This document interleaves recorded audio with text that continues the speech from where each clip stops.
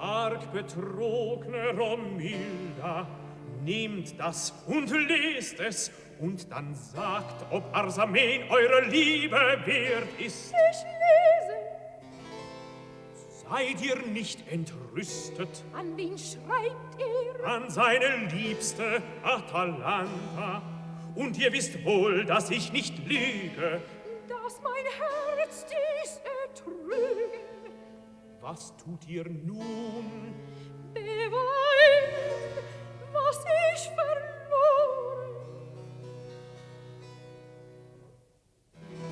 Ihn noch lieben, Lieben du, ihn noch lieben, lieben du, der so treulos euch verrät. über uns das Schicksal steht. Den Treulosen liebt ihr noch, Lieb ihn doch, ihn noch lieben, lieb ihn doch, ihn noch lieben, lieb ihn doch, ihn noch lieben. lieb ihn